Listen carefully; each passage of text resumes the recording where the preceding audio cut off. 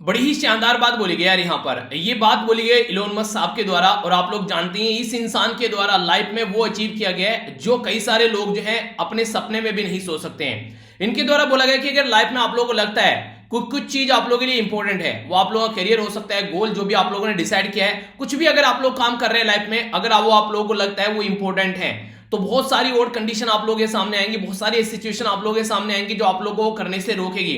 पर लेकिन किसी भी हालत में आप लोगों को वो चीजें करनी है क्योंकि वो आप लोगों ने डिसाइड की है और वो आप लोगों के लिए इंपॉर्टेंट है, और वो आप लोगों के लिए अगर इंपॉर्टेंट है तो आप लोगों को उनके ऊपर काम करना चाहिए। कई बार ऐसा होता है कि आप लोग डिसाइड करते हैं यार ये एग्जाम क्लियर करना है, पर बीच में घर में कोई बीमार हो गया, रिलेशनशिप में कोई प्रॉब्लम आ गई, और भी बहुत सारी दिक्कतें आप लोगों को देखने को मिलती रहती है डे बाय डे। आज के डेट में तो कोविड-19 ने और भी सारी प्रॉब्लम आप लोगों के सामने खड़ी कर दी है। बहुत सारे लोग ऐसे बाहर पढ़ रहे थे पर लेकिन घर पे आकर पढ़ रहे हैं, घर पर ऐसा माहौल नहीं मिल पा रहा है जैसा वो सोच रहे थे। तो बहुत सारी ऐसी दिक्कतें हैं, पर लेकिन ये दिक्कतों पर ध्यान देने के बजाय अगर आप लोग देखें कि ये सारा माहौल आप लोगों के सामने है और इसमें से आप लोगों के लिए आप लोगों को अपने लिए टाइम निकालना है, रिलेशनशिप बेकार चल रही है, इसमें आप लोगों को सोचना है कि किस तरीके से अपने गोल पर फोकस देना है। यार ये वो चीज है जो आप लोगों को सीखनी ही सीखनी पड़ेगी, क्योंकि जैसे जैसे जिंदगी आगे बढ़ेगी और भी बहुत सारी दिक्कतें आप लोगों के सामने आने वाली है। अभी तो आप लोग बेस एक एजुकेशन के फेज में हो, इसके बाद मान लीजिए आप लोग जॉब स्टार्ट कर देते हैं, जॉब की प्रॉब्लम होगी, फैमिली स्टार्ट हो जाती है, आगे जिंदगी में एक और इंसान जुड़ गया, फिर बच्चे आने स्टार्ट हो गए, उनकी अलग से प्रॉब्लम होगी और बहुत सारी दुनियादारी चल रही होगी पैरेलल में, आप लोगों को उस टाइम पर और सारी प्रॉब्लम से जूझना पड़ेगा।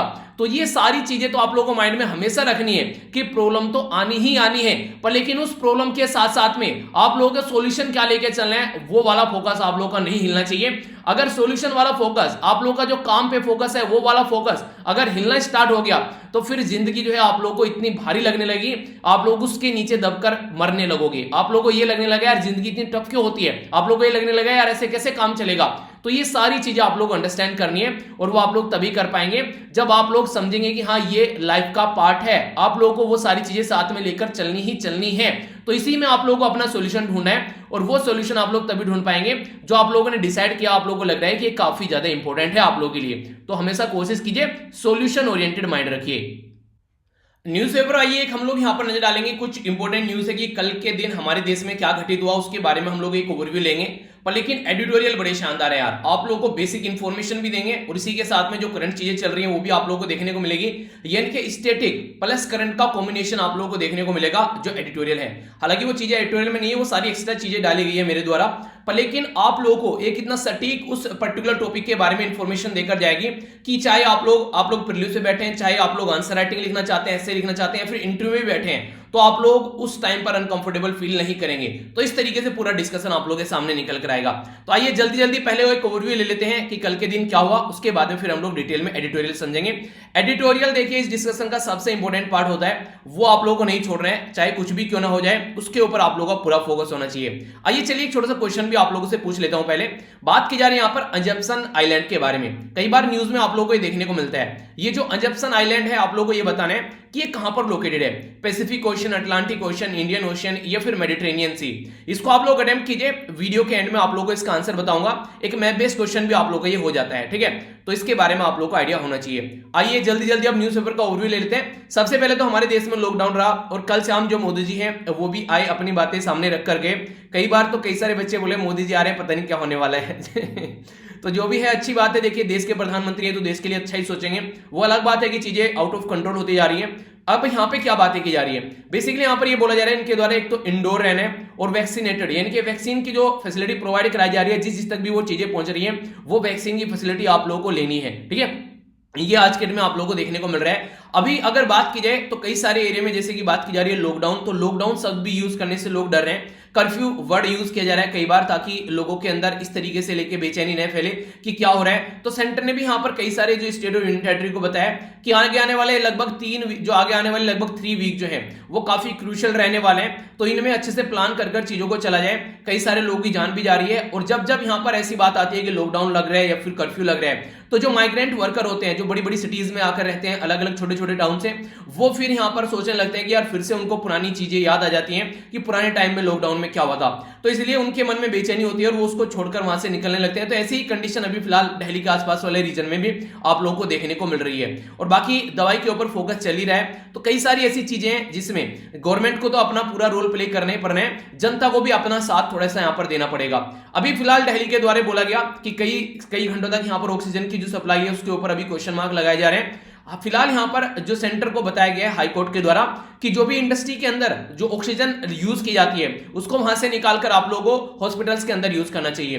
टोटल अगर 100% आप लोग ऑक्सीजन के बारे में बात करें तो इसमें से 15% जो ऑक्सीजन है वो हॉस्पिटल के अंदर जाती है और लगभग आप लोगों के सामने अगर बात कीजिए 75% जो है वो इंडस्ट्री वगैरह यूज करती है। कोयले की इंडस्ट्री, वेल्डिंग की इंडस्ट्री, तो जहां पर भी दुनिया भर की ऑक्सीजन यूज होती है, तो फिलहाल इन सब चीजों पर यूज करने को मना कर बोला जा रहा है कि हॉस्पिटल में ये ऑक्सीजन यूज की जाए क्योंकि लोगों की काफी लार्ज स्केल पर जान जा रही है। अभी एक न्यूज थी जो मैंने हालांकि न्यूज़पेपर में नहीं डाली है, एक दिल्ली पुलिस के हेड कांस्टेबल थे, उनको अभी फिलहाल रिसेंटली कई सारे एरिया में कई सारे हॉस्पिटल में घूम गए पर उनको बेड नहीं मिला। 38 ईयर की एज थी उस इंसान की और उसकी जान चली गई 3 दिन के अंदर अंदर। तो कोविड-19 जिस तरीके से चीजों को अपनी चपेट में ले रहा है, डरने की तो जरूरत नहीं है, पर लेकिन हाँ आप लोगों को अवेयर जरूर रहना पड़ेगा, ठीक है। तो ये चीजें हैं, कई सारी प्रॉब्लम यहां पर अभी देखने को मिल रही है, तो इनको हम लोग को अंडरस्टैंड करना पड़ेगा। ये जो आर्टिकल है अभी कुछ दिनों पहले मैंने आप लोगों को जो पीआईबी की वीडियो आती है उसमें आप लोगों से डिस्कशन किया था, और हाँ कल पीआईबी की वीडियो जो है आप लोगों की मैंने रात में ही डाल दी। मैंने कहा देखते हैं कैसा रेस्पॉन्स आप लोगों का आता है, वैसे ही मैंने डाल दी उसको, ताकि कई सारे बच्चे बोलते हैं कि सर सुबह नहीं उठा जाता है तो रात में इसको डाल दो, जो सुबह उठ रहे हैं वो तो सुबह तो देख ही लेंगे क्योंकि उस टाइम पर तो अवेलेबल होगी। तो मैंने वैसे ही डाल दी, ऐसा कुछ नहीं है कि वो रात को आने वाली है, अभी सुबह ही आएगी, वैसे ही बस मैंने इसको डाला था, ठीक है। क्योंकि कई सारे बच्चे ये भी बोल रहे हैं कि सर 2 वीडियो मॉर्निंग में थोड़ी सी टाइट हो जाती है कि एक बार हिंदू आ गई, पीआईबी वाली आ गई, तो उसको एक को शाम को डाल दिया करो। तो ये भी बातें बोली जा रही थी। इसलिए जो भी है देखेंगे, आप लोग सजेशन दे सकते हैं इसके बारे में, अगर आप लोगों को कोई सजेशन देना है कि किस टाइम होनी चाहिए, आप लोग कुछ उसके बारे में बोलना चाहते हैं। ये कि मॉर्निंग में तो अवेलेबल रहेगी ही रहेगी, इवनिंग में अगर कोई देखना चाहे तो उस टाइम पर देख ले, तो आप लोग बताइएगा आप लोगों का क्या सजेशन है इसके बारे में। यहां पर मैंने करेंसी के बारे में आप लोगों से बात की थी। यूएसए क्या करता है, एक लिस्ट तैयार करता है जिसमें करेंसी वॉच लिस्ट में कई सारी कंट्री की करेंसी को डाल देता है। अभी लगभग 11 कंट्री यहां पर देखने को मिल रही है, उसमें से हमारी भी एक कंट्री है। इसमें यह बोला जाता है कि करेंसी को मैनिपुलेट किया जाता है, तो उसके चलते यूएसए जो है उस करेंसी को वॉच लिस्ट में डाल देते हैं। तो यहां पर बेसिकली हमारी कंट्री को वॉच लिस्ट में डाला गया। हमारी कंट्री की करेंसी के बारे में अगर अभी बात करें, सबसे लो लेवल पर चल रही है, यानी कि लगभग 75 आप लोगों को देखने को मिलेगा रुपी पर डॉलर के हिसाब से जा रही है। इसके फायदे नुकसान मैंने आप लोगों को बताए थे। अगर आप लोग बाहर से कुछ खरीद कर लाना चाहते हैं तो आप लोगों को नुकसान होगा, अगर बाहर आप लोग घूमना चाहते हैं तो आप लोगों को नुकसान होगा, बाहर जाकर इलाज कराना चाहते हैं तो आप लोगों को नुकसान होगा, क्योंकि ज्यादा पैसा पे करना पड़ेगा आप लोगों को। फायदा कहां पर देखने को मिलता है, अगर हमारी कंट्री में से कोई कुछ खरीदने वाला है, यानी कि हम लोग एक्सपोर्ट करने वाले हैं, तो फायदा होगा। आप लोग अगर बाहर रह रहे हैं, अपनी कंट्री में पैसा भेजने हैं, तो आप लोगों को फायदा होगा। तो कई सारी ऐसी चीजें, बाहर से कोई अपनी कंट्री में घूमने आ रहा है तो उनको फायदा होगा। तो ये करेंसी जो डिवैल्यूएट और करेंसी जो इवैल्यूएट करने का जो फंडा होता है, उसके बारे में मैंने आप लोगों से डिस्कस भी किया था। तो ये बेसिक फंडा यहां पर देखने को मिलता है। इसी के चलते चाइना अपनी करेंसी को डिवैल्यूएट करके रहता है ताकि उसका एक्सपोर्ट बढ़ता रहे, ठीक है। अभी फिलहाल आप लोगों को पता है यूपीएससी ने एग्जाम अपना पोस्टपोन किया, कई सारे एग्जाम और इंटरव्यू के जो सेशन थे, इसी के चलते जो अलग अलग इंस्टीट्यूट है आज के में, जैसे कि council for Indian school certification examination के द्वारा भी अभी 10th के जो एग्जाम है वो यहां पर कैंसिल कर दिए गए हैं, ठीक है। तो देखते हैं आगे क्या कंडीशन यहां पर निकल कर आएगी। फिलहाल कोविड-19 के चलते ये सारी जो चीजें हैं वो काफी ज्यादा जरूरी हो गई हैं, तो उसी के चलते अभी बातें सामने निकल कर आ रही है। ये जो न्यूज है ये उत्तर प्रदेश से रिलेटेड न्यूज यहां पर निकल कर आ रही है। अभी रिसेंटली क्या चीज देखने को मिल रही है कि देखिए कई सारे एरिया में आईसीयू में अगर बात की जाए तो वहां पर जो वीआईपी लोग हैं उनको तो जगह मिल जा रही है, पर लेकिन जो नॉर्मल इंसान है, एक कॉमन जनता, मैंगो पीपल, उनको यहां पर जगह नहीं मिल पा रही है। ये बातें देखने को मिल रही है। तो ऐसा खासकर उत्तर प्रदेश में आप लोगों को पता है कि भाई वीआईपी कल्चर चीजें देखने को मिलती है, तो इसके चलते एक कंडीशन निकल कर आती है। तो उसी के बारे में बात की जा रही है कि ये काफी गलत है। अभी यहां पर ये केस हाईकोर्ट में पहुंच रहे हैं ऐसे कि कई सारे लोग जो है उनको बोला जा रहा है कि नेग्लेक्ट किया जा रहा है और वीआईपी को प्रॉपर ट्रीटमेंट, प्रॉपर आईसीयू में यहां पर भर्ती किया जा रहा है। तो क्या वही लोग हैं, दूसरे कोई लोग नहीं है क्या? इस तरीके से चीजें चलेंगी? तो ये सारी गलत चीजें हैं। कई बार ऐसा भी है कि 10-10 आप लोगों को देखने को मिलेगा, अगर घर में 5 लोग बीमार पड़ गए हैं तो 10-10 लाख रुपए तक भी पे करने पड़ रहे हैं। अभी एक बच्चे के द्वारा वीडियो सेंड की गई थी मुझे, उसमें ऑडियो है और दो डॉक्टर बात कर रहे हैं, तो उसमें चीजें दिखाई गई कि कितनी बिहेवियर कंडीशन है। घर बेच बेच कर भी लोग जो हैं आज की डेट में अपना ये किसी तरीके से जुगाड़ कर रहे हैं कि उनका इलाज हो जाए। तो समझिए कि क्या सिचुएशन देश के अंदर चल रही है, एक महामारी के टाइप का कंडीशन यहां पर देखने को मिल रही है। नेक्स्ट यहां पर हमारी कंट्री के प्राइम मिनिस्टर साहब जो है उनके द्वारा अपनी जो विजिट थी यहां पर यूरोप की, वो यूके के लिए अभी कैंसिल कर दी गई है कोविड-19 के केसेस को देखते हुए। तो ये एक सही स्टेप आप लोग बोल सकते हैं। जो सारी चीजें हैं कि कैसे आगे चलकर बायलैटरल ट्रेड एग्रीमेंट वो सारी चीजें करनी है, वो सब चीजें बाद में चलती रहेगी। पहले अपनी कंट्री में जो दवाई को लेकर या फिर इसी के साथ में जो कोविड-19 की सिचुएशन बन रही है उसको लेकर जो सिचुएशन बन रही है उस पे काफी ज्यादा फोकस देना जरूरी है। अभी हमारी कंट्री में बोइंग 737 मैक्स, ये याद रखिएगा, इसको अलाउ किया नहीं गया था अभी फिलहाल सेफ्टी रीजन को देखते हुए। कई सारी फ्लाइट क्रैश हो गई थी, अभी इसका ऑपरेशन जो है वो कुछ रेगुलेशन के साथ में अभी अलाउ कर दिया गया है। तो उसी के चलते यहां पर अभी ये खबर आई है, क्योंकि कई सारे एक्सीडेंट देखने को मिले थे इस पर्टिकुलर जो जहाज के, तो उसके चलते ये था कि हाँ ये सही नहीं है, पर लेकिन अभी कुछ कंडीशन के चलते अलाउ कर दिया गया है। तो देखते हैं क्या सिचुएशन है जो भी है। आगे यहां पर बात करें, देखिए ऑनलाइन कंटेंट आप लोगों को दुनिया भर का देखने को मिलेगा। आज एक बड़ा ही प्यारा आर्टिकल है जिसमें मैं डिस्कस करूंगा एजुकेशन के बारे में, तो उसमें भी कई सारी बातें डिस्कस करेंगे बैकग्राउंड इन्फॉर्मेशन के साथ में। कॉन्स्टिट्यूशन एंगल भी आप लोगों को देखने को मिलेगा, पॉलिसी कौन कौन सी हमारी कंट्री में एजुकेशन को लेकर कई सारी प्यारी चीजें देखने को मिलेगी। यहां पर अभी दिल्ली हाईकोर्ट के जो जस्टिस है उनके द्वारा बोला गया कि ऑनलाइन कंटेंट इतना कंटेंट है कि यह माना जाता है कि इंटरनेट कभी सोता नहीं है और इंटरनेट पे जो कंटेंट है वो कभी खत्म भी नहीं होता है, यानी कि हर टाइम आप लोगों को वहां पर अवेलेबल देखने को मिल जाएगा 24 घंटे, जिस भी टाइम आप लोग उठोगे। The internet never sleep and the internet never forget. जो भी एक बार इंटरनेट के ऊपर आप लोगों ने डाल दिया, अगर फेसबुक पर कोई पोस्ट आप लोगों ने 4 साल पहले की होगी तो वो आज के डेट में जाकर आप लोग उसको निकाल सकते हैं। पर लेकिन इसी के साथ में कई सारी ऐसी पोर्नोग्राफिक जो वेबसाइट है, कई सारी वीडियोस हैं जो सामने निकल कर आ रही है, जिसकी वजह से जो बच्चे हैं वो उनकी प्रॉब्लम उनको काफी ज्यादा एक तरीके से बोल सकते हैं कि डाइवर्जन देखने को मिल रहा है। ऑनलाइन चीजें स्टार्ट तो करती है एजुकेशन, पर लेकिन रियलिटी में क्या हम लोग बच्चों के ऊपर उतना ध्यान रख पा रहे हैं, वो किस किस चीजों को कैसे कैसे देख रहे हैं, आज के डेट में किस तरीके से टाइम पास कर रहे हैं, क्या उनके सामने और ज्यादा यहाँ पर अभी आज की डेट में डाइवर्जन की चीजें नहीं देखने को मिल रही है कि उनका माइंड जो है एक जगह नहीं रुक पाता है, पता चला एक टैब में कुछ खोल रखा है दूसरे टैब में पढ़ाई चल रही है। तो ये सारी कंडीशन जो है इनको ध्यान रखना पड़ेगा। इसके चलते कुछ रेस्पॉन्सिबिलिटी गवर्नमेंट की बनती है, उनको ध्यान देना पड़ेगा। कुछ भी ऐसा कंटेंट ऑनलाइन देखने को मिलता है तो उसको रिमूव किया जाए और इस तरीके की चीजों को बैन किया जाए और स्ट्रिक्ट एक्शन उनके खिलाफ लिए जाए। तो ये कुछ बातें यहां पर बताने की कोशिश की जा रही है जो कि काफी ज्यादा जरूरी है। देखिए फिलहाल जो है ना, जब ऑफलाइन पढ़ते हैं तो वहां पर सामने टीचर बैठा होता है, सारी चीजें सामने चलती हैं, वहां पर हम लोग कंट्रोल में रहना पड़ता है चाहे कुछ भी हो जाए। अब ऑनलाइन में बैठे हैं तो ऑनलाइन आप लोग को अपने आप एक रेस्पॉन्सिबल बिहेवियर दिखाना पड़ेगा। ऑनलाइन टेस्ट में अगर आप लोग अगर बैठ कर दे रहे हैं तो आप लोग को अपने आप लोग को रेस्पॉन्सिबल बनना पड़ेगा, कोई आप लोग को देखने नहीं आ रहा है। तो यहां पर अगर देखा जाए तो मोर डिसिप्लिन की रिक्वायरमेंट है अगर ऑनलाइन आप लोग पढ़ाई कर रहे हैं एज कंपेयर टू ऑफलाइन के अंदर में, तो यहां पर आप लोग की और ज्यादा रेस्पॉन्सिबिलिटी बन जाती है। टीचर्स के साथ में यहां पर टीचर्स की रेस्पॉन्सिबिलिटी कम होती है, हालांकि यहां पर पेरेंट्स की रेस्पॉन्सिबिलिटी और बढ़ जाती है, बच्चों के ऊपर कैसे ध्यान दिया जाए। तो यही बातें यहां पर बताई गई है। अभी जो शी जिनपिंग है, ये प्रेसिडेंट है चाइना के, इनके द्वारा बोला गया कि जिंगजियान वाले रीजन में जो भी प्रॉब्लम देखने को मिल रही है, कई सारी यूरोपियन कंट्री यूएसए वगैरह यहां पर इनके ऊपर आरोप लगा रहे हैं, तो इनके द्वारा बोला गया कि कोई कंट्री जो है यहां पर मिलकर रूल सेट नहीं कर सकती कि हाँ उनके हिसाब से दुनिया चलेगी। दुनिया जो है वो प्रॉपर एक ग्लोबल जो रूल होंगे उनके हिसाब से चलेगी। और आज की डेट में कई बार आरोप लगाए जाते हैं, कई बार म्यांमार पर, कई सारी कंट्री पर, कुछ कंट्री यहां पर ये एक्टिविटी कर रही है। तो यूएसए हो गए जैसे, इनके ऊपर आरोप लगाए जा रहे हैं कि हाँ ये ऐसे काम कर रहे हैं। बोले कि आप लोग पहले अपने गिरेबान में झांको, आप लोग क्या कर रहे हैं, उसके बाद में किसी को बोलना। तो शी जिनपिंग जो है वो यहां पर ऐसी ऐसी बातें बोलकर चले गए। अभी फिलहाल यहां पर जो ये ऑनलाइन समिट चल रही थी, ठीक है, तो ऐसी बातें इनके द्वारा बोली जा रही है यहां पर कि ग्लोबल रूल सेट नहीं करेंगे यूएसए। तो ये देखिए कहीं ना कहीं आप लोग बोल सकते हैं कि जो बाइडन जो यहां पर अभी सामने देखने को मिल रहे हैं और डोनाल्ड ट्रंप के द्वारा जो बातें पास्ट में देखने को मिल रही थी, तो उनमें एक बैलेंस करने की भी कोशिश यहां पर की जा रही है, कैसे चीजों को लेकर चलना है। चलिए अच्छी बात है, मिलकर जैसा भी किया जाए, पर लेकिन जिंगजियान वाले रीजन में जो भी हरकतें चल रही हैं चाइना के द्वारा वो सही नहीं है। पहले मनमोहन साहब, अब राहुल गांधी साहब भी यहां पर कोविड-19 के पॉजिटिव हो गए हैं। देखिए मोदी जी तो पॉजिटिव नहीं होंगे, क्योंकि आप लोग यहां पर देख सकते हैं दाढ़ी भी इतनी लंबी बढ़ा ली है, कटवाने का नाम नहीं ले रहे हैं, किसी को मुझे नहीं लगता है कि आसपास भी आने देते होंगे। तो यहाँ पर तो बिल्कुल कोई तरीका ही नहीं है। पर लेकिन यहाँ पर ये जो लापरवाही बढ़ती जा रही है, इसकी वजह से यहाँ पर अभी हमारी कंट्री के इलेक्शन कमीशन ऑफ इंडिया भी, chief election commission of India, ठीक है, जिनका नाम है सुशील चंद्र, ठीक है, तो याद रखिएगा ये अभी रिसेंटली नए chief election commission of India बने हैं, ये भी कोविड-19 पॉजिटिव पाए गए हैं, क्योंकि इलेक्शन के चक्कर में कई सारे जो इनको घूमना पड़ता है, वो सारी चीजें जो भी यहाँ पर है, कई सारे लोगों के कॉन्टैक्ट में रहना पड़ता है। तो अभी फिलहाल यहाँ पर ये भी कंडीशन देखने को मिल रही है। तो सिचुएशन देखते हैं कब तक यहाँ पर चीजें नॉर्मल होती हैं। आगे बात करते हैं पाकिस्तान के अंदर, आप लोगों को पता है अभी क्या कंडीशन चल रही है। कई सारे जो लोग यहाँ पर प्रोटेस्ट कर रहे हैं, खासकर पाकिस्तान में रिलीजन को नाम पर कर लेकर। देखिए ब्लास्फेमी क्या होता है, अगर ईर्ष्या निंदा की जाती है, मान लीजिए किसी ने प्रॉफिट मोहम्मद साहब की कुछ गलत सलत पिक्चर पोस्ट कर दी, तो उसके ऊपर यहां पर कई सारी एक्टिविटी देखने को मिलती है, लोगों के अंदर गुस्सा होता है। तो यूरोपियन कंट्री के अंदर आप लोगों ने सुना भी होगा चार्ली हेब्डो करके, जो बेसिकली एक मैगजीन थी, ठीक है।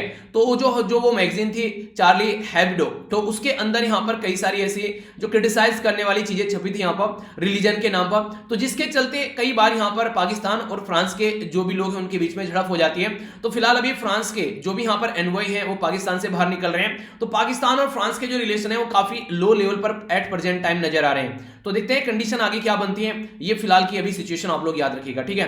तो इसके बारे में पता होना चाहिए थोड़ा।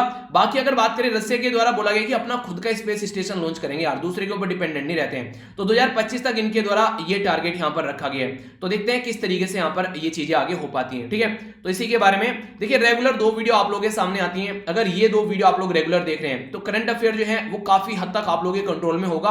कोई रेयर ही क्वेश्चन ऐसा होगा जो आप लोगों से छूट पाएगा अगर ये 2 वीडियो आप लोग रेगुलर फॉलो करके चल रहे हैं। तो अच्छे से इनको फॉलो करते रहिए और फिर देखिए आप लोग करंट अफेयर के ऊपर कैसी कमांड आती है। आप लोग चाहे इवन जो आप लोग इंटरव्यू की तैयारी कर रहे हैं, आप लोग आंसर राइटिंग लिख रहे हैं, आप लोग ऐसे लिख रहे हैं, हर एक लेवल पर आप लोगों को फायदा देखने को मिलेगा। आइए अब एडिटोरियल के ऊपर नजर डाल लेते हैं, जो कि काफी प्यारे एडिटोरियल है, एक एक कर यहां पर देखेंगे।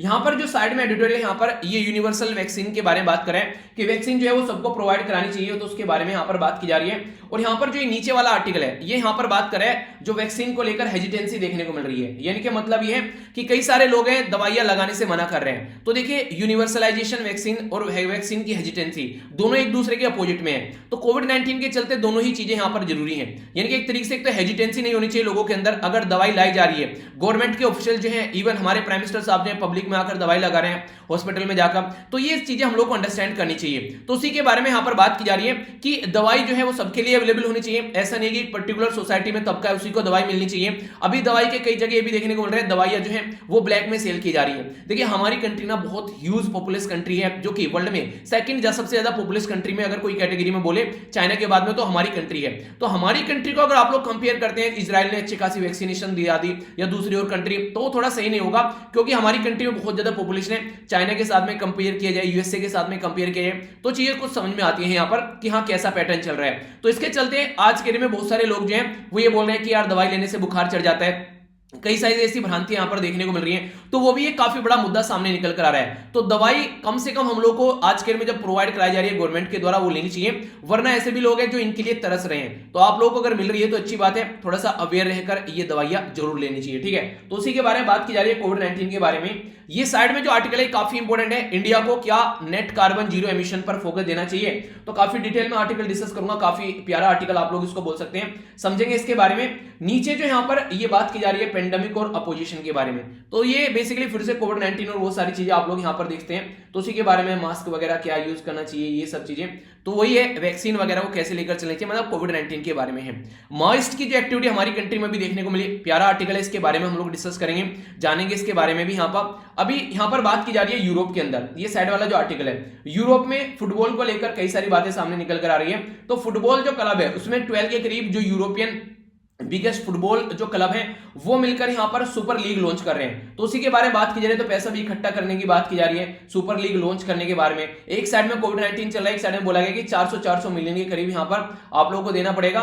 तो उसी के बारे में आर्टिकल इंपॉर्टेंट नहीं है, ठीक है। बेसिकली अगर बात करें यहां पर, ये आर्टिकल काफी इंपॉर्टेंट है, जो कि बहुत डिटेल में मैं आप लोगों से डिस्कस करने वाला हूं। कोविड-19 के टाइम पर एजुकेशन की क्या कंडीशन है, और ये है डेटा पॉइंट कोविड-19 में केसेस कहां निकल कर आ रहे हैं। और ये है कार्टून में क्या दिखाया जा रहा है, कार्टून में मोदी जी का मजाक उड़ाया जा रहा है। मोदी जी देखिए दोनों पैरों में हवाई जहाज लिए बैठे हैं और बस रैली के पीछे चल रहे हैं। जहां पर भी रैली दिख जाए वहां पर मोदी जी प्रेजेंट मिलेंगे आप लोगों को। कई बार देखिए ये हालांकि लगेगा थोड़ा सा आप लोगों को सुनने में कि क्या बोल रहे हैं सब, अगर एक तरीके से प्राइम मिनिस्टर ऑफ इंडिया, जो पूरी कंट्री है प्राइम मिनिस्टर है, उनको मुझे लगता है कि ये चीज थोड़ा सा इस चीज से हट जाना चाहिए। जैसे कि अगर एक न्यूट्रल तरीके से लेकर चले तो प्राइम मिनिस्टर ऑफ इंडिया पूरी कंट्री के लिए होते हैं, चाहे वो कोई सी पॉलिटिकल पार्टी के प्राइम मिनिस्टर क्यों ना हो, आज के दिन में वो इंडिया के प्राइम मिनिस्टर होते हैं, ठीक है। तो अगर कहीं पर स्टेट के इलेक्शन हो रहे हैं तो वहां पर कम से कम प्राइम मिनिस्टर को बार्ड कर देना चाहिए कि प्राइम मिनिस्टर नहीं जाना चाहिए। मेरा पर्सनल थॉट है, ठीक है। अगर आप लोगों को लगता है गलत बोल रहा हो तो आप लोग नीचे बता सकते हैं आप लोग की क्या राय है इसके बारे में, क्योंकि एक तरीके से प्राइम मिनिस्टर को बहुत लोग फॉलो करते हैं यार, तो उस तरीके से प्राइम मिनिस्टर क्या डिसीजन ले रहे हैं किस तरीके से, तो वो थोड़ा सा कम से कम न्यूट्रल होना चाहिए, मुझे पर्सनली ऐसा लगता है। बाकी आप लोग इसके बारे में क्या सोचते हैं तो आप लोग बताइएगा, ठीक है। तो ये मेरा पर्सनल विचार है, फिर से बोल रहा हूं, इसको ज्यादा वैसे मत लीजिएगा। आइए अब आगे बढ़ते हैं, बड़ा ही प्यारा डिस्कशन स्टार्ट होने वाला है, थोड़ा सा शांति में रखिएगा, पेशेंस रखिएगा। डिस्कशन जो यहां पर देखने को मिलेगा एक एक कर टॉपिक देखेंगे। सबसे पहले बात की जा रही है इंडियन एजुकेशन सिस्टम के बारे में, तो काफी इंपॉर्टेंट है इंडियन एजुकेशन सिस्टम को। अगर आप लोगों को समझना है प्रेजेंट टाइम का जो सिस्टम है तो आप लोगों को समझने के लिए ये वाली स्लाइड आप लोगों को देखने को मिलेगी। देखिए हमारी कंट्री में अगर आप लोग नेशनल एजुकेशन पॉलिसी जो 2020 के जो आगे इंप्लीमेंट अभी की जाएगी उससे पहले अगर नजर डालें तो हमारा एजुकेशन सिस्टम कुछ आप लोगों को ऐसा देखने को मिलेगा। प्री प्राइमरी जो मैक्सिमम आप लोग भी फॉलो करते हुए आए हैं, प्री प्राइमरी हो गया, फिर है एलिमेंट्री एजुकेशन। तो यहां पर 6 साल से पहले प्री प्राइमरी एजुकेशन हो गया, फिर यहां पर हो गया एलिमेंट्री एजुकेशन। एलिमेंट्री एजुकेशन को दो एजुकेशन में डिवाइड किया गया, एक को बोलते हैं प्राइमरी और दूसरे को बोलते हैं अपर प्राइमरी। फिर इसके बाद में जब आप लोग 8वीं क्लास के बाद में चलते हैं तो 9वीं और 10वीं और 11वीं और 12वीं ये सेकेंडरी एजुकेशन होती है। तो सेकेंडरी में 9वीं और 10वीं आ जाती है और सीनियर सेकेंडरी में 11वीं और 12वीं आ जाती है। इसके बाद में फिर आप लोग पहुंच जाते हैं हायर एजुकेशन पर, जिसमें आप लोग बीटेक, एमटेक या फिर जो भी नॉर्मल बीएससी, बीए वगैरह ये सारे डिग्री आप लोग लेते हैं, तो ये हायर एजुकेशन की कैटेगरी में आ जाती है। तो ये सारे जो भी चीजें हैं यहाँ पर, इनमें अगर आप लोगों से कोई पूछे हमारी कंट्री में संविधान में संशोधन करके ये वाली जो एजुकेशन है 6 से लेके 14 साल के बच्चों के लिए एजुकेशन जो प्रोवाइड करानी है, ठीक है, तो ये एजुकेशन में सबसे इंपॉर्टेंट बात यहाँ पर ये कंपलसरी एजुकेशन की कैटेगरी में डाल दी गई है। इसके बारे में बात करूंगा। पहले आप लोग ये समझिए हमारी कंट्री में एजुकेशन सिस्टम जो है उसमें क्या क्या पैटर्न कहां पर देखने को मिलते हैं। प्री प्राइमरी जो है यहाँ पर ये 5 से लेकर 6 साल तक आप लोगों को देखने को मिलती है। प्री प्राइमरी में जो एलिमेंट्री एजुकेशन है यहाँ पर ये प्राइमरी, ये तो प्री प्राइमरी है, फिर है प्राइमरी, ठीक है, जो मैंने भी आप लोगों को समझाया ना। प्री प्राइमरी यहां पर हो गया एलकेजी, यूकेजी वो सब चीजें, और ये एलिमेंट्री एजुकेशन की कैटेगरी में आ गया। इसमें 6 से लेकर 14 साल के बच्चों को एजुकेशन प्रोवाइड कराने की बात की जाती है। तो यहां पर अगर बात की जाए एलिमेंट्री लेवल पर तो यहां पर कॉन्स्टिट्यूशन के अंदर आर्टिकल में संविधान में संशोधन किया गया। तो आर्टिकल 21 अगर बात करें तो आप लोग फंडामेंटल राइट की कैटेगरी में जाएंगे, पार्ट 3 में है फंडामेंटल राइट। आर्टिकल 12 से लेकर आर्टिकल 35 तक है यहां पर। तो इसमें आर्टिकल जो 21 है वो यहां पर बच्चों की एजुकेशन के बारे में बात करते हैं, जो कि कई बार आप लोगों से एग्जाम में क्वेश्चन पूछे जा चुके हैं। फिर बोलोगे सर क्वेश्चन कहां से आ गया एग्जाम में, तो भाई साहब यहां से आ गया, थोड़ा सा भी ध्यान से सुनते तो आप लोग आंसर दे पाते। अगर प्राइमरी के बारे में बात करें तो मैच करने के लिए आ जाएगा। प्राइमरी के लिए हमारी कंट्री में सर्व शिक्षा अभियान, ठीक है, राइट टू एजुकेशन के तहत। जब आप लोग सेकेंडरी लेवल पर पहुंचेंगे, जो कि यहां पर अगर बात करें 14 से लेकर 18 साल के बीच में बात करते हैं, तो राष्ट्रीय माध्यमिक शिक्षा अभियान ये वाला प्रोग्राम स्टार्ट किया जाता है। जब हायर एजुकेशन की कैटेगरी में आप लोग पहुंचेंगे, जो मैंने भी बताया, जिसमें आप लोग UG, undergraduate, PG, postgraduate ये सारी चीजें आप लोग देखने को मिलती हैं, पीएचडी वगैरह भी करते हैं, तो राष्ट्रीय उच्चतर शिक्षा अभियान, तो तीनों के लिए अलग अलग शिक्षा अभियान हमारी कंट्री में लॉन्च किए गए, जो कि काफी इंपोर्टेंट है ताकि एजुकेशन लेवल को हम लोग बढ़ा सके। और यहां पर अगर बात करें गोल 4, अगर सस्टेनेबल डेवलपमेंट गोल के अंदर आप लोग जाएंगे तो यहां पर गोल 4 आप लोगों को देखने को मिलेगा, जो कि एजुकेशन के बारे में बात करता है। तो अगर एजुकेशन के बारे में कुछ लिखने के लिए आता है तो सस्टेनेबल डेवलपमेंट गोल 4 के बारे में आप लोग जरूर मेंशन कीजिएगा। और इस गोल 4 के बारे में और डिटेल में अगर आप लोग घुसकर पढ़ेंगे, ये मैंने आप लोगों को टेलीग्राम पर भी प्रोवाइड करा दिया था, तो इसके बारे में और अच्छे से समझ पाएंगे। गोल 4 के अंदर टोटल मिलाकर आप लोगों को अलग अलग टारगेट देखने को मिलेंगे, जिसमें टोटल मिलाकर यहां पर देखते हैं 7 तो नॉर्मल टारगेट है, ठीक है, इसके अंदर 3 और टारगेट यहां पर दिखाए गए हैं। तो इसमें अलग अलग बात की जा रही है कि फ्री और प्राइमरी एजुकेशन होनी चाहिए, इक्वल एक्सेस जो यहां पर quality of education pre primary बच्चों को मिलनी चाहिए, इक्वल एक्सेस जो यहां पर अफोर्डेबल होनी चाहिए, यानी कि ऐसा नहीं कि जिनके पास से पैसा है उसको एजुकेशन मिल रही है, जिसके पास से पैसा नहीं है उसको एजुकेशन नहीं मिल रही है। तो ये भी हम लोग को अंडरस्टैंड करना पड़ेगा, तो इसके ऊपर ही फोकस देना चाहिए। नेक्स्ट जो बात की जा रही है यहां पर, ये यहां पर इंक्रीज नंबर होना चाहिए, बेसिकली रिलेवेंट स्किल के बारे में बात की जाए, ताकि इसके बारे में बात करें। एलिमिनेट करना है ऑल जो भी यहां पर डिस्क्रिमिनेशन होते हैं उसके बारे में बात की जा रही है। यूनिवर्सल लिटरेसी के बारे में बात की जा रही है। इसी के साथ में एजुकेशन फॉर सस्टेनेबल डेवलपमेंट के लिए ग्लोबल सिटीजन के लिए अवेलेबल होनी चाहिए, ठीक है। नेक्स्ट यहां पर बात की जा रही है बुल्ड एंड अपग्रेड इंक्लूसिव और सेफ स्कूल होने चाहिए वहां पर बच्चों के लिए, ठीक है। एक्सपेंड करना है हायर एजुकेशन, स्कॉलरशिप वगैरह जो भी आप लोग डेवलपमेंट प्रोवाइड कराए उसके तहत यहाँ पर प्रोवाइड कराइए। इसी के साथ में सप्लाई करिए क्वालिटी ऑफ एजुकेशन, टीचिंग का लेवल यानी कि टीचर का लेवल भी अच्छा होना चाहिए, यानी कि कोई भी पढ़ा रहा है यानी कि उसको पता होना चाहिए बच्चों को कैसे पढ़ाना है। तो ये सारे जो भी यहाँ पर गोल है ये सस्टेनेबल डेवलपमेंट गोल 4 के अंदर आप लोगों को देखने को मिलेंगे। तो ये इंपॉर्टेंट है, अगर कुछ भी आप लोगों से इस तरीके से लिखने के लिए आता है तो आप लोगों के माइंड में कंफ्यूजन नहीं होना चाहिए। हमारी कंट्री में मैं आप लोगों को थोड़ा सा और बेसिक के अंदर लेकर जाता हूं एजुकेशन के बारे में जो आप लोगों को पता होना चाहिए। अगर आप लोगों से पूछे कॉन्स्टिट्यूशन के बारे में तो संविधान में अगर आप लोगों से बात करें तो directive principle of state policy हमारे संविधान में पार्ट 4 में रखे गए। याद रखिएगा फंडामेंटल राइट पार्ट 3 में और डीपीएसपी जो है वो पार्ट 4 में है। जब इन पार्ट 4 के अंदर आप लोग जाकर चीजों को देखोगे तो यहां पर डीपीएसपी से निकल कर आता है कि हम लोग को 14 साल के तक के बच्चे हैं जो है उनको, ठीक है, तो उनको यहां पर कॉन्स्टिट्यूशन के तहत हम लोग को बेसिकली एजुकेशन प्रोवाइड कराने की बात की जाती है। तो इसी के चलते बोला गया था कि जब हमारा संविधान पिक्चर में आ जाएगा तो 10 साल के अंदर अंदर हम लोग को ये फैसिलिटी प्रोवाइड करानी है, यानी कि जैसे संविधान बन जाते हैं तो 10 साल के अंदर, हालांकि 10 साल के अंदर तो हम लोग इसको अचीव नहीं कर पाए, आगे चीजों को अचीव कर पाए। तो आर्टिकल 21 ऐड किया गया, 21 का ए इंट्रोड्यूस किया गया, 86 यानी कि 86वां कॉन्स्टिट्यूशन संविधान संशोधन किया गया 2002 में, जब हमारी कंट्री में बोला गया कि फंडामेंटल राइट बना दिया गया यार जो बच्चों के लिए एजुकेशन, ठीक है। तो directive principle of state policy article 45 से निकालकर फंडामेंटल राइट बना दिया आर्टिकल 21 के अंदर में, और इसी के साथ में जो फंडामेंटल ड्यूटी भी ऐड कर दी गई यहां पर आर्टिकल 51A के तहत में यहां पर, जिसके चलते हमारी कंट्री में जो पेरेंट्स हैं उनकी भी ड्यूटी बन गई है कि उनको भी बच्चों को एजुकेशन प्रोवाइड करानी है। अगर एजुकेशन प्रोवाइड नहीं कराएंगे तो ये गलत है, उनके ऊपर भी कार्रवाई की जा सकती है। तो ये भी कंडीशन आप लोगों को यहां पर देखने को मिलेगी। अगर आगे बात करें यहां पर तो यहां पर बात की जा रही है आर्टिकल 21A, तो ये राइट टू एजुकेशन के बारे में बात करता है और सर्व शिक्षा जो अभियान है यहां पर वो इसको इंप्लीमेंट करने की कोशिश करता है। हमारी कंट्री में कुछ और बातें अगर करें यहां पर जो राइट टू एजुकेशन के बारे में, प्रायोरिटी के बारे में बात करें तो एज 6 तक के यहां पर जो बच्चे हैं उनके प्री जो एजुकेशन है उसको भी यहां पर सपोर्ट करना है। कोठारी कमीशन हमारी कंट्री में रिकमेंडेशन में लाया गया था, जिसके चलते प्री जो प्राइमरी एजुकेशन है एलकेजी यूकेजी तो उसको भी यहां पर ईच डिस्ट्रिक्ट में हम लोग को लेकर चलना है, क्योंकि देखिए जब तक बेस तैयार नहीं होगा एजुकेशन को कैसे आप लोग लेकर चल पाओगे। वही चीजें जो आप लोगों ने एनसीईआरटी में पढ़ी है वही चीजें आप लोग यूपीएससी निकालने के लिए भी तैयार कर रहे हैं, तो वो काफी ज्यादा जरूरी है। तो उसको हम लोग को आगे लेकर चलना है सही डायरेक्शन में, उन चीजों को सपोर्ट करना है हम लोग को, ऐसी बात यहां पर आप लोग बोल सकते हैं। काफी इंपॉर्टेंट है। अगर आप लोगों से नेशनल एजुकेशन पॉलिसी के बारे में बात करें हमारी कंट्री में तो 3 नेशनल एजुकेशन पॉलिसी अब तक आ चुकी है। ये स्लाइड थोड़ी सी इंपॉर्टेंट है और डिटेल में आप लोगों से बात करूंगा। एजुकेशन के बारे में जब आप लोग सबसे पहले बात करते हैं तो 7th जो आप लोगों को शेड्यूल देखने को मिलेगा उसमें 3 लिस्ट है, सेंट्रल लिस्ट, स्टेट लिस्ट और कॉन्करेंट लिस्ट। एजुकेशन जो इसमें आती है यहां पर वो तो पहले एक स्टेट लिस्ट में अंदर आती है। 42वां संविधान में संशोधन किया गया 1976 के टाइम पर, इंदिरा गांधी जी के टाइम पर, और हम लोगों ने इसको कॉन्करेंट लिस्ट में डाल दिया। तो एजुकेशन कॉन्करेंट लिस्ट में आती है, इसीलिए सेंट्रल गवर्नमेंट एजुकेशन पॉलिसी लेकर आई। तो एजुकेशन पॉलिसी 1968 थी, ठीक है। तो 1968 थी, फिर यहां पर 1986, 85, 86 वाली थी यहां पर ये, तो ये वाली एजुकेशन पॉलिसी है, ठीक है। तो ये निकल कर आई, तो ये वाला इसके द्वारा इनमें क्या क्या डिफरेंस है। यहां पर बोला गया था कि जीडीपी का 6% हम लोगों को खर्च करना है, पर लेकिन आज तक भी हम लोग इतना खर्च नहीं कर रहे हैं, जबकि ये 1968 में बोला गया था, ठीक है। टीचर्स की ट्रेनिंग प्रॉपर होनी चाहिए। आज के दिन में भी आप लोग को देखने को मिलेगा कि भटूरे मटूरे पता नहीं कैसे कैसे टीचर पढ़ा रहे हैं जिनको पता ही नहीं है, ठीक है। जैसे तैसे घूस देकर टीचर बन जाते हैं आप लोगों को प्राइमरी स्कूल में, तो जब बेस ही नहीं हम लोग सुधार पा रहे हैं कैसे चीज आप लोगों को देखने को मिलेगी, ठीक है। डेंजर को डंगर बोल रहे हैं, मतलब समझ रहे हैं आप लोगों ने वीडियो देखी हुई कई सारी वायरल हो रखी है। प्रिंसिपल तक भी उनके स्कूल में जो प्रिंसिपल बैठा हुआ है उसको भी नहीं पता है संडे मंडे ट्यूसडे जो आप लोगों को देखने को मिलेगा नॉर्मल जो डेज होते हैं उसके बारे में नहीं पता है। तो क्या ही बच्चों को यार इस तरीके से आप लोग पढ़ा लोगे, तो ये काफी लार्ज स्केल पर, देखिए जिसके हाथ में पैसा है वो तो अपने बच्चों को सही स्कूल में भेजेगा, ठीक है।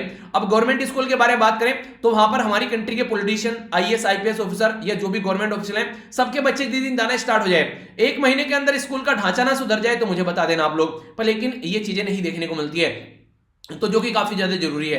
अगर बात करें यहां पर डिस्पैरिटी हटाने की बात की गई थी यहां पर एजुकेशन को लेकर कि हमारी कंट्री में अगर बात की जाए एससी एसटी और इन सबको लेकर कैसे चीजें करनी है। इसी के साथ में ऑपरेशन ब्लैक बोर्ड जो चलाया गया, याद रखना ये सेकंड एजुकेशन जो पॉलिसी लाई गई उसमें चलाया गया। इग्नू जो ओपन यूनिवर्सिटी ओपन की गई, फॉर्म की गई, ये भी इसी टाइम पर फॉर्म की गई। अभी लेटेस्ट जो एजुकेशन पॉलिसी हमारी कंट्री में लाई गई है 2020 में, तो ये काफी इंपॉर्टेंट है। इसके रिलेटेड डायरेक्ट क्वेश्चन आप लोगों से बन सकते हैं किसकी रिपोर्ट के द्वारा ये पॉलिसी लाई गई है। तो यहां पर डॉक्टर के कस्तूरी रंजन साहब है जिनका नाम याद रखिएगा, इनके द्वारा यहां पर रिपोर्ट सबमिट की गई कि एजुकेशन सिस्टम हमारा कैसा होना चाहिए। तो 31 मई 2019 में इनके द्वारा रिपोर्ट सबमिट की गई। उसके बाद में हमारी कंट्री में एजुकेशन पॉलिसी का ड्राफ्ट तैयार किया गया। ये काफी इंपॉर्टेंट एजुकेशन पॉलिसी का ड्राफ्ट हमारी कंट्री में लाया गया। आज के डेट में अगर आप लोग बीटेक कर रहे हैं 4 साल की और आप लोगों को लगता है 2 साल में आप लोगों को नहीं करनी है आगे, तो 2 साल का डिप्लोमा आप लोगों को काइंड ऑफ एक सर्टिफिकेट आप लोगों को मिल जाएगा। यानी कि आप लोगों को ये दिखाया जाएगा कि इन्होंने ये भी पर्टिकुलर एरिया में भी काम कर रखा है। तो ये काफी इंपॉर्टेंट है, जो कि एक अच्छा एक माहौल प्रोवाइड करा रहा है। तो ये जरूरी है। इस तरीके से आप लोग किसी भी स्ट्रीम में जा सकते हैं, जो कि पहले पॉसिबल नहीं हो पाता था। इसके ऊपर एक छोटा सा आप लोगों से रिक्वेस्ट है, अगर आप लोगों ने देख रखा है तो सही है, वरना जो यहाँ पर ये नई एजुकेशन पॉलिसी लाई गई इसके ऊपर पूरी वीडियो बना रखी है। एजुकेशन पॉलिसी बाय वीर आप लोग सर्च करना, डिटेल में आप लोग यहाँ पर एक वीडियो बना रखी है जो कि लगभग 20-25 मिनट की है। उसमें पूरी एजुकेशन पॉलिसी को डिटेल में समझाया गया है, उसको जरूर देख लीजिएगा। एजुकेशन के बारे में कुछ भी लिखने के लिए आए वो जरूरी है, जो कि लेटेस्ट डेवलपमेंट है, ठीक है। तो ये आप लोगों को पता होना चाहिए, अगर देख रखा है तो कोई बात ही नहीं है, ठीक है। आगे बात करें, ये भी एक इंपॉर्टेंट पॉइंट है यहाँ पर जिसके बारे में आप लोगों को याद रखना है। रिसेंटली अभी एजुकेशन के बारे में E9 कंट्री जो थी उनके द्वारा मिलकर काम किया गया। पहले आप लोग E9 कंट्री देखिए, ये E9 कंट्री के बारे में क्वेश्चन आप लोगों से पूछा जा सकता है। E9 कंट्री स्टैब्लिश की गई थी 1993 में। तो इनका अचीव ये था कि यूनेस्को के तहत एजुकेशन फॉर ऑल, यानी कि सबके लिए एजुकेशन प्रोवाइड करानी है, ये काम बेसिकली किया गया। E9 कंट्री में इंडिया, चाइना, इंडिया, पाकिस्तान और बांग्लादेश, तो यहां पर 3 है, तो इसको याद रख लीजिएगा। ये तो इंडिया का ही पार्ट था पहले, बाद में अलग अलग 2 कंट्री बन गई, तो उस तरीके से याद रख लेना। नेक्स्ट यहां पर ब्रिक कंट्री के बारे में बात करें तो इंडिया हो गया, चाइना हो गया और ब्राजील हो गया, ठीक है। तो ब्रिक कंट्री में आप लोगों को ये देखने को मिलेंगे इंडिया, चाइना, ब्राजील। इसी के साथ में यहां पर कौन सा हो गया, ये हो गया इंडोनेशिया, मैक्सिको और नाइजीरिया, ठीक है, और इजिप्ट हो गया यहां पर। तो ये country total E9 country category में आती है। आप लोगों को याद होगा यहां पर कि आप लोगों से क्वेश्चन पूछा गया था G20 कंट्री के बारे में, ठीक है। आगे चलकर E9 कंट्री के बारे में क्वेश्चन पूछा जा सकता है कि कौन कौन सी कंट्री है। तो प्रीलिम्स में क्वेश्चन बन गया था आप लोगों से, तो कंफ्यूजन नहीं होना चाहिए। तो Bangladesh, Brazil, China, Egypt, India, Indonesia, Mexico, Nigeria, next Pakistan, ठीक है। तो ये E9 कंट्री में आते हैं। यहां पर सस्टेनेबल डेवलपमेंट गोल के बारे में मैंने बता दिया। ये जो सस्टेनेबल डेवलपमेंट गोल 4 है, ये बात करता है कि एजुकेशन सबके लिए होनी चाहिए, कम से कम 2030 तक हम लोग को इसको हम लोग को अचीव करना है। 2021 से बैठे हैं और एजुकेशन के बारे में कुछ लिखने के लिए आता है, तो ये काफी इंपॉर्टेंट है। नेल्सन मंडेला साहब के द्वारा ये बात बोली गई थी कि education is the most powerful weapon which you can use to change the world. तो अगर एजुकेशन के बारे में कुछ लिखने के लिए आता है तो इसको आप लोग स्टार्ट कर सकते हैं। नॉर्मली माना जाता है, कई सारे टॉपर्स की आप लोगों ने बातें सुनी होगी कि कोटेशन वगैरह आप लोग यूज कर सकते हैं। तो एजुकेशन के लिए ये कोटेशन काफी इंपॉर्टेंट है, ठीक है, जो कि आप लोगों को पता होना चाहिए। ओके, आगे चलते हैं। यहां पर बात की जा रही है बेसिकली इसके बारे में समझ लेते हैं। तो E9 कंट्री जो है वो बोल रही है कि सस्टेनेबल डेवलपमेंट गोल 4 जो कि एजुकेशन के बारे में, उसको जल्दी से जल्दी अचीव करना है। तो यूनाइटेड नेशन के द्वारा भी यहां पर ग्लोबल इनिशिएटिव जो है डिजिटल लर्निंग के ऊपर फोकस किया जा रहा है कि आज के डेट में खासकर कोविड-19 के चलते काफी ज्यादा जरूरी हो गया। और इसमें अगर मैं आप लोगों से बात करूं, कुछ यहां पर पॉइंट है, आप लोग ये देखिए। अगर बात करें एक है ग्लोबल 2020 एजुकेशन डिक्लेरेशन है यहां पर ये, तो ग्लोबल एजुकेशन मीटिंग डिक्लेरेशन, इसके बारे में बात करें तो 5 आप लोगों को यहां पर इसके अंदर जो प्रायोरिटी वाले सेक्टर देखने को मिलेंगे कि एजुकेशन में पैसा कहां से आना है। मान लीजिए कल को आप लोगों को कोई भी छोटा सा एक इंस्टीट्यूशन बनाना है जिससे पढ़ाना है वालों को, बच्चों को, तो पैसा चाहिएगा आप लोगों को, वहां पर बैठने की फैसिलिटी, वो सारी चीजें देखने को मिलेगी। पुराने टाइम पर तो बच्चे ऐसे बैठ जाते थे, आप लोग भी क्या अभी बैठे कभी ऐसी चटाई पर नॉर्मली नीचे? हमारा जब मैं स्टार्टिंग में थे लगभग 5th क्लास तक का, 6th में जाकर तो खैर जो थे हम दूसरे उसमें क्या कहते हैं ठीक स्कूल में पहुंच गए, वहां पर जो है बेसिकली बेंच वगैरह देखने को मिलती थी। पर लेकिन 5th क्लास तक का अगर आप लोग देखोगे तो खुद का अपना बैग के अंदर में अपना खुद का एक बेसिकली बोरा टाइप का लेकर चलते थे, उस पर जाकर बैठा करते थे, सब अपना अपना लेकर आया करते थे। हालांकि आगे चलकर फिर स्कूल में भी चटाई वगैरह बिछाना स्टार्ट कर दी, वो अलग बात है, पर लेकिन स्टार्टिंग में सबको अपना अपना लेकर जाना पड़ता था। तो ये चीजें भी देखने को मिलती थी सोसाइटी में आज की डेट में भी। हालांकि अब तो ये चीजें हट चुकी हैं, कोई ऐसा नॉर्मली नहीं देखने को मिलेगा, बेंचेस वगैरह लगा दी गई हैं। आप में से कोई ऐसा है जिसने यहाँ पर इस तरीके से नीचे चटाई पर बैठकर पढ़ाई की है स्कूल के अंदर? बताइए जरा। तो यहाँ पर अगर बात करें तो फाइनेंसिंग काफी ज्यादा जरूरी है। अगर बेंच बनानी है, लाइटिंग होनी चाहिए, फैन वगैरह होना चाहिए प्रॉपर वे में, सेफ स्कूल रीओपनिंग होनी चाहिए, सेफ होना चाहिए, वहां पर सपोर्ट करना चाहिए teacher as a frontline worker, ठीक है। तो ये भी आप लोगों को देखने को मिलेगा। टीचर को भी यहाँ पर देखिए, टीचर जो है ना रीढ़ की हड्डी बोल सकते हैं आप लोग एजुकेशन सिस्टम का। टीचर सही है तो बहुत सारी चीज सुधर जाएगी। इन्वेस्टमेंट होना चाहिए स्किल के अंदर, टीचर की स्किल या फिर जो भी काम करते हैं, ठीक है। नैरो होना चाहिए जो डिजिटल डिवाइड, बहुत सारे लोगों के पास में मोबाइल है, घर पर बैठकर पढ़ लेंगे, कोविड-19 चल रहा है, पर लेकिन सबके पास में फैसिलिटी अवेलेबल नहीं है। तो ये अगर ग्लोबल 20 अगर बात करें आप लोग 2020 ग्लोबल एजुकेशन मीटिंग डिक्लेरेशन के बारे में बात करें तो इंपॉर्टेंट क्वेश्चन आप लोगों से पूछा जा सकता है, तो याद रखना इसके बारे में। तो 5 टोटल गोल हैं। सस्टेनेबल डेवलपमेंट के बारे में अगर बात की जाए तो ये 2015 में स्टार्ट किए गए थे, 2030 तक का इनके द्वारा बोला गया कि सस्टेनेबल डेवलपमेंट गोल हम लोग को अचीव करने हैं। सस्टेनेबल डेवलपमेंट गोल में 17 तो गोल हैं और 169 के करीब यहां पर आप लोगों को टारगेट देखने को मिलेंगे 2030 तक जिनको अचीव करने हैं। पर लेकिन इंपॉर्टेंट बात क्या है कि ये लीगली बाइंडिंग नहीं है। आप लोगों को, जैसे मैं बोलता हूं ना कि आप लोगों को ये काम करना है, ठीक है, कि आप लोगों को मॉर्निंग में उठना है, एक्सरसाइज करनी है, अपना रिवीजन करते रहना है, ये मैं आप लोगों को बोल सकता हूं। लीगली बाइंडिंग नहीं है कि हाँ ऐसा कुछ करना है, ठीक है। तो ये लीगली बाइंडिंग अगर हो जाता है तो और ज्यादा इंप्लीमेंट करने के चांसेस बढ़ जाते हैं। पर लेकिन कई सारे लोग जो है उसको लीगली बाइंडिंग करने की कंडीशन में भी नहीं रहते हैं, तो एक अलग बात आप लोग को देखने को मिलती है। तो ये यहां पर जो अभी बोला गया है, टोटल मैंने आप लोगों को 5 गोल बताए। 5 गोल में से जो 3 गोल है, सपोर्टिंग टीचर, इन्वेस्टमेंट इन स्किल और नैरोइंग द डिजिटल डिवाइड, ये काफी इंपॉर्टेंट है, जिस पर अभी फोकस देने की काफी ज्यादा जरूरत है कोविड-19 के चलते अगर बात करें तो यूएन के द्वारा यहां पर ये इनिशिएटिव सपोर्ट किए जाते हैं। तो E9 कंट्री के द्वारा भी यहां पर ये स्टार्टिंग गेट ऑफर किया गया कि डिजिटल लर्निंग को कैसे लेकर चलना है, क्योंकि कोविड-19 के चलते बहुत सारे लोग ऐसे हैं जिनके पास में अभी फिलहाल जो है, जो स्कूल तो बंद हो चुके हैं पर लेकिन ऑनलाइन नहीं पढ़ पा रहे हैं। किसी के पास में मोबाइल नहीं है, किसी के पास में इंटरनेट नहीं है, तो किसी के घर में इलेक्ट्रिसिटी ही नहीं है, तो कैसे काम चलेगा इस टाइम पर, इस सिचुएशन को सुधारने के लिए। तो ये किस तरीके से सुधार रहे हैं तो उसके ऊपर भी यहां पर बात की गई इसके चलते यहां पर, ठीक है। तो ये सारी बातें यहां पर बताएगी। तो एक डिटेल में आप लोगों ने यहां पर देखा इसके बारे में पूरा किस किस तरीके से एलिमेंट्री एजुकेशन कहां पर क्या क्या चीजें हैं और क्या है यहां पर ये E9 कंट्री वगैरह, ये सारी चीजें भी आप लोगों को पता होनी चाहिए। और डिटेल में हम लोगों ने सस्टेनेबल ये भी देखा। अब आप लोग क्वेश्चन पढ़ कर यहां पर, ठीक है, ये क्वेश्चन का आंसर आप लोगों को देना है। The draft new education policy is the right movement to take, जो स्टॉक अभी यहां पर राइट मूवमेंट है कि पास्ट में जो अचीव किया या फिर पास्ट में जो भी गलत चीजें रही हैं उसको सुधार कर 21st सेंचुरी में एक नई एजुकेशन नीति हम लोग को लेकर आनी है, ठीक है। तो इसके ऊपर कमेंट कीजिएगा। फिर से बोल रहा हूं, जो उसके ऊपर एक वीडियो बना रखी है और वो आप लोग जरूर देख लेना, जो एजुकेशन के बारे में। और कोविड-19 का इंपैक्ट लिखने के लिए अगर कुछ आता है वुमेन के बारे में तो ये भी आप लोग वहां पर मेंशन कर सकते हैं। जॉब लॉस काफी लार्ज स्केल पर देखने को मिला, उनके पास में फाइनेंसिंग काफी ज्यादा कम हो गई, डोमेस्टिक वर्कलोड महिलाओं के ऊपर और ज्यादा बढ़ गया। हेल्थ के मामले में बात करें तो आज के डेट में फ्रंटलाइन वर्कर में जो नर्सिस है वो आप लोगों को नर्सिस मैक्सिमम आप लोगों को वुमेन देखने को मिलेगी, ठीक है।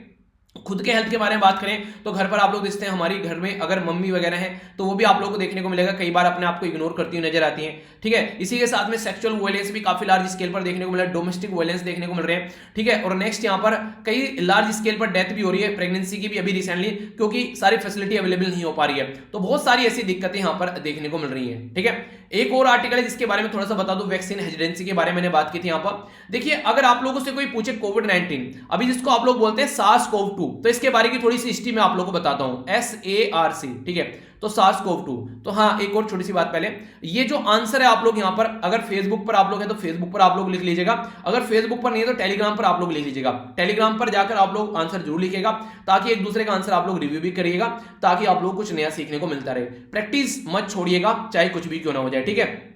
SARS-CoV-2 के बारे में आप लोग बात करते हैं, ये SARS निकल के कहां से आया तो इसके बारे में याद रखिएगा।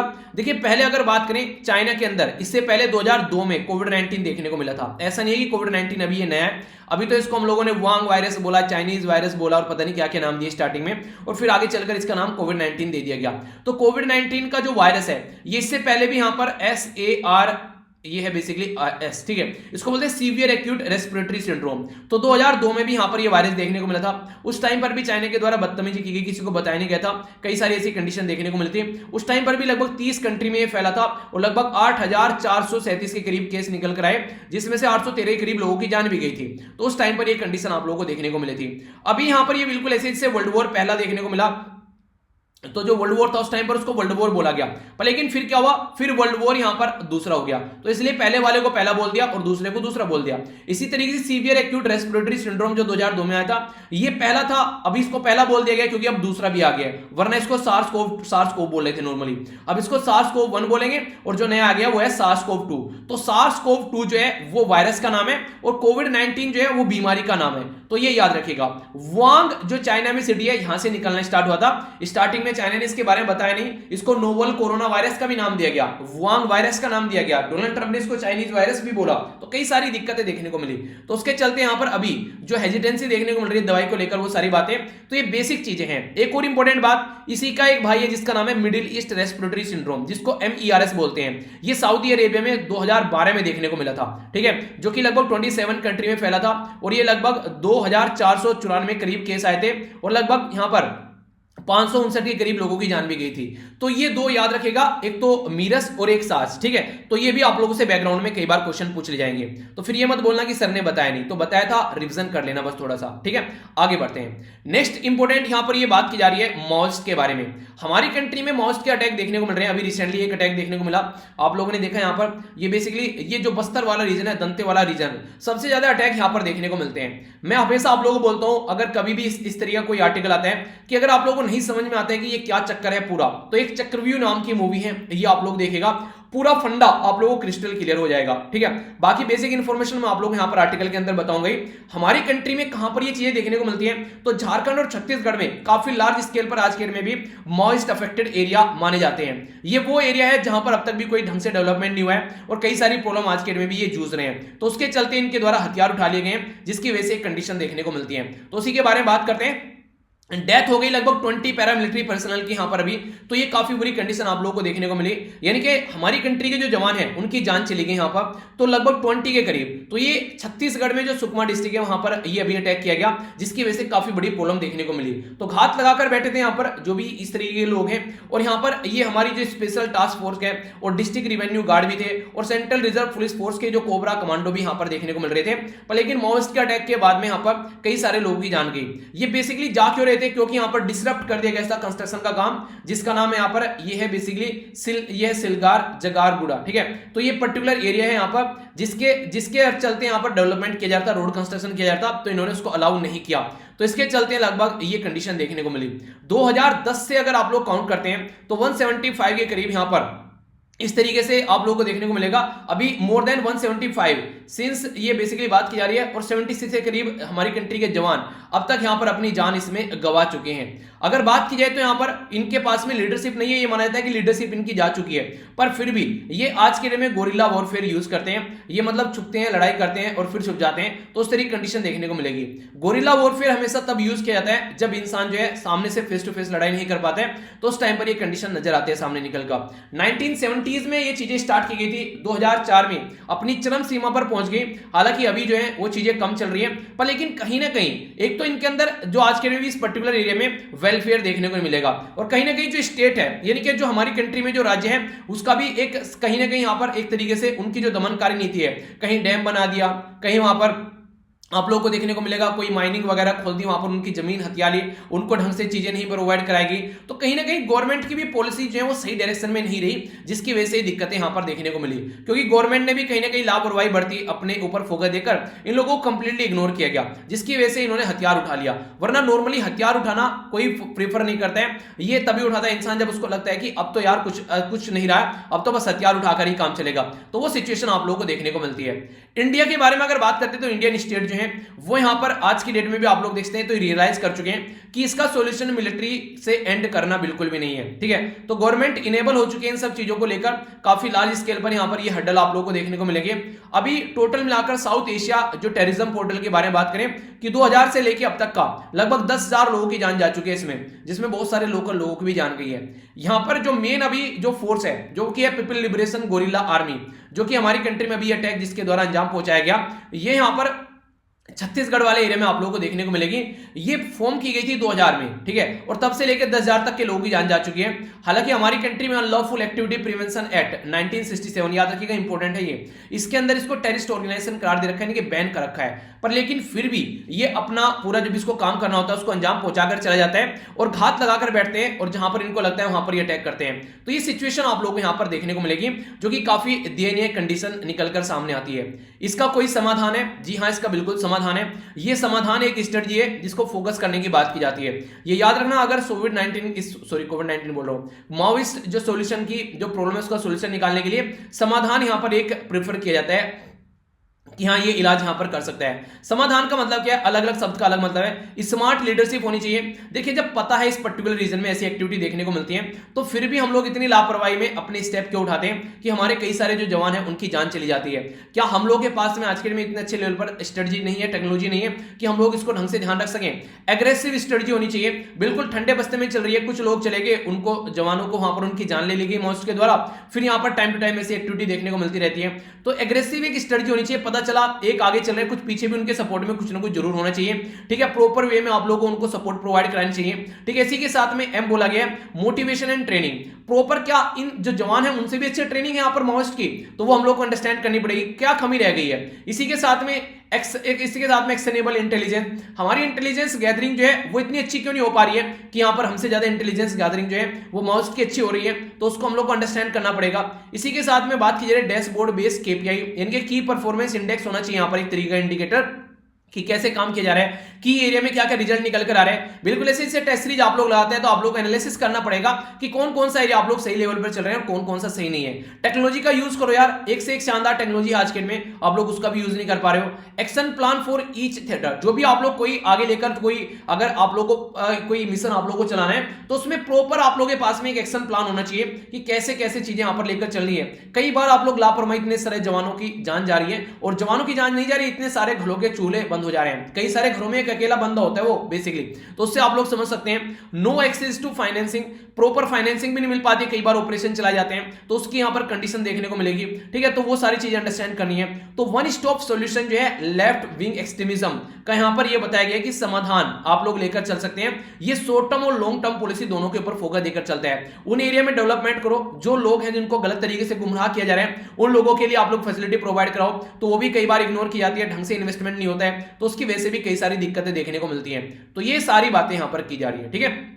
तो कंफ्यूजन नहीं होना चाहिए, ये पर्टिकुलर टॉपिक है सिक्योरिटी के अंदर आप लोगों को देखने को मिल जाएगा, तो जिसके बारे में क्वेश्चन अगर पूछ जाए तो कंफ्यूजन नहीं होना चाहिए, ठीक है। तो लेफ्ट विंग एक्सट्रीमिज्म उसको कैसे खत्म करना है वो सारी बातें अगर कुछ लिखने के लिए आए तो ये पॉइंट है आप लोगों के सामने। आगे बढ़ते हैं, काफी इंपॉर्टेंट है, प्रीलिम्स के लिए भी आप लोगों के लिए क्वेश्चन बन सकता है और इंटरव्यू में भी आप लोगों से ऐसे क्वेश्चन पूछ सकते हैं।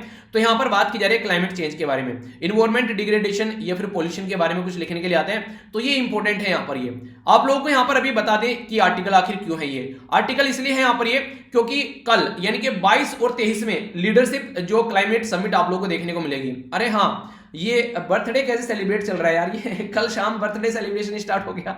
बर्थडे मतलब पूरे महीने से ही बर्थडे सेलिब्रेट करते रहोगे क्या? कल सारे कई सारे बच्चों के मेल आ रहे हैं, कमेंट वीडियो के नीचे हैप्पी बर्थडे सर। अभी कहां से आ गया? 24 को है, अभी से ही लगे हुए हो। कई सारे बच्चों के द्वारा, एक बच्चा तो बोला है सर बर्थडे क्या है बता तो दो। मतलब जो पीआईबी वाली वीडियोस के नीचे कमेंट देखना आप लोग जाके, बर्थडे के ही कमेंट है सारे। मैंने कहा ये देखो। बात करते हैं यहाँ पर लीडर क्लाइमेट समिट, जो यहाँ पर लीडर क्लाइमेट समिट के बारे में। तो जो लीडर्स है उससे रिलेटेड यहाँ पर यूनाइटेड स्टेट ऑफ अमेरिका के जो अभी आप लोगों ने देखा जॉन कैरी साहब थे, अलग अलग कंट्री में घूमे, इंडिया में भी आए, रशिया में भी, चाइना में भी, ताकि यहाँ पर चीजों को टैकल किया जा सके। तो जो टारगेट है यहाँ पर ये भी जो 22 और 23 अप्रैल को होने वाली है, इसमें बात की जा रही है नेट जीरो एमिशन, यानी कि आने वाले टाइम में, जो कि आज की डेट में अगर बात करूं आप लोगों से, तो आईपीसीसी की रिपोर्ट आई थी। ये मैंने इस रिपोर्ट के ऊपर वीडियो बना रखी है, आईपीसीसी बाय वीर, आप लोग सर्च कर लेना तो ये रिपोर्ट आप लोग समझ में आ जाएगी क्या है। ये रिपोर्ट ये बोलती है कि 2050 तक का हम लोग को जो 1.5 डिग्री सेंटीग्रेड जो बेसिकली टेम्परेचर को कंट्रोल करना है और नेट जीरो एमिशन करना है। नेट जीरो एमिशन मतलब जितने पेड़ आप लोग लगा रहे हो उतने ही पेड़ आप लोग काटोगे, उससे ज्यादा नहीं। यानी कहने का मतलब ये है कि जितना पानी आप लोगों ने निकाला उतना ही पानी उसके अंदर डालो ताकि वो सस्टेनेबल बना रहे। जितना कार्बन डाइऑक्साइड आप लोगों ने एमिशन किया, कुछ ऐसी फैसिलिटी आप लोगों को लेनी है कि उतना आप लोग एब्जॉर्ब भी कर सको। तो ये अनाउंस किया गया नेट जीरो एमिशन 2050 तक का टारगेट, कई सारी कंट्री के द्वारा इसको अचीव करने की बात की जा रही है। पर लेकिन यहां पर यह सही नहीं होगा कि इंडिया को भी बोले 2050 तक करना है, यूएसए को भी बोले 2050 तक करना है, जापान को बोले 2050 तक करना है, साउथ कोरिया को बोले 2050 तक करना है। सही थोड़ी ना है, क्योंकि हमारी कंट्री में आज के डेट में भी लोग जो है साइकिल पे चलते हैं, काफी सारे लोग, ठीक है। जबकि यूएसए के अंदर जाएंगे कोई भी गाड़ी से नीचे पैर नहीं रखता है। तो आप लोगों को देखने को मिलेगा वहां पर हर घर में आप लोगों को एसी नजर आ जाएगी। हमारी कंट्री में कोई रेयर घर ऐसा होगा जहां पर आज के डेट में नॉर्मली एसी देखने को मिलती है, और गांव में तो बहुत ही रेयर देखने को मिलेगी। तो आज की डेट में बहुत सारी फैसिलिटी है यूएसए के अंदर में, हमारी कंट्री में नहीं है, ठीक है। तो हमारी कंट्री काफी नीचे चल रही है। तो हम लोग क्या इनको अचीव करके अभी आगे बढ़ सकते हैं? तो हम लोगों के लिए ये सही नहीं होगा। तो हम लोग नॉर्मल तरीके से अपना काम करते रहे। हाँ, टारगेट रख सकते हैं कि हम लोग 2070 तक नेट कार्बन एमिशन जीरो करेंगे, पर लेकिन यूएसए जैसी कंट्री को तो इनको टारगेट रखना चाहिए कम से कम कि इनको 2040 तक ही कंप्लीट कर देना चाहिए। तो एक डिफरेंशिएटेड टारगेट यहां पर होना चाहिए। ऐसा नहीं कि सबको एक ही पैजामा पहना रहे हो, ठीक है, एक ही जूता जो है सबके पैरों में फिट कर रहे हो, तो वो नहीं होना चाहिए। यहां पर आप लोग अगर बात करें, ये इंपॉर्टेंट है, इसके बारे में थोड़ा सा याद रखिएगा।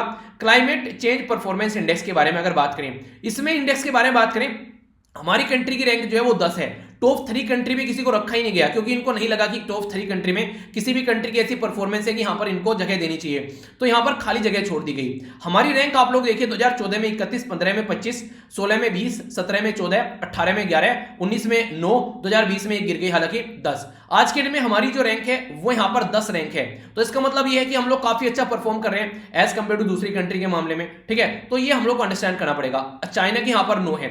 आखिर ये इतनी अच्छी रैंक कैसे आती है और कैसे कैसे इस इंडेक्स के बारे में अगर थोड़ी बात करूं मैं आप लोगों से, ये इंडेक्स जो है वो 4 कैटेगरी में डिवाइड किया जाता है। एक तो ग्रीन हाउस गैस का एमिशन कितना हो रहा है, तो 40% तो वेटेज उसको दिया जाता है। रिन्यूएबल एनर्जी जैसे कि सोलर एनर्जी हो गया, विंड एनर्जी हो गया, 20% उसको दिया जाएगा। एनर्जी को यूज कैसे किया जा रहा है, ये 20% इसको, और क्लाइमेट पॉलिसीज कैसी है, 20% इसको। तो हमारी कंट्री की परफॉर्मेंस काफी अच्छी यहां पर देखने को मिल रही है। तो इसके चलते ट्रांसपेरेंसी लेकर आनी है ताकि क्लाइमेट पॉलिसीज लेकर आई जा सके प्रॉपर में, और क्लाइमेट चेंज को इंडिविजुअल कंट्री कैसे लेकर चल रही है उसके बारे में बात करते हैं। तो ये किसके द्वारा पब्लिश किया था, क्वेश्चन बन जाएगा आप लोगों से। तो ग्रीन वॉच जो है, इसी के साथ में न्यू क्लाइमेट इंस्टीट्यूट और इसी के साथ में क्लाइमेट एक्शन नेटवर्क जो है 2005 से इसको पब्लिश कर रहा है। इसमें 57 कंट्री तो नॉर्मल और यूरोपियन यूनियन की जो 29 कंट्री है, ठीक है, सॉरी 27 कंट्री है क्योंकि यूके बाहर निकल गया, तो ये फॉलो कर रही है।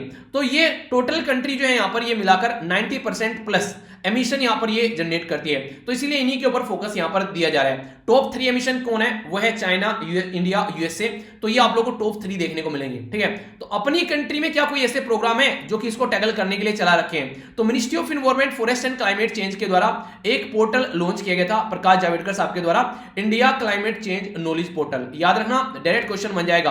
आप लोगों से बोलेंगे किसके लिए, तो आप लोग बोलेंगे एजुकेशन के लिए, नहीं, क्लाइमेट चेंज से रिलेटेड जो इश्यूज है वो नॉर्मल जनता तक पहुंचाने के लिए और क्या क्या नेशनल इंटरनेशनल लेवल पर काम किए जा रहे हैं, क्या क्या स्टेप उठाए जा रहे हैं नॉर्मल जनता को, सिटीजन को अवेयर कराने के लिए ये पोर्टल लॉन्च किया गया। तो ये इंपॉर्टेंट है, याद रखना, India climate change knowledge portal, ठीक है। आगे अगर बात करते हैं यहां पर, ये basically national clean air programme, इसके ऊपर क्वेश्चन पूछे जा चुके हैं कई बार। हमारी कंट्री में पार्टिकुलेट मैटर 10 और पार्टिकुलेट मैटर 2.5 2024 तक कम करने की बात की जा रही है। बेस ईयर रखा गया 2017, तो ये 2030 ये बेसिकली 2017 से टारगेट रखकर 2024 तक का ये 20 से 30% तक आप लोगों को यहां पर कम करना है, ठीक है, इंपॉर्टेंट है।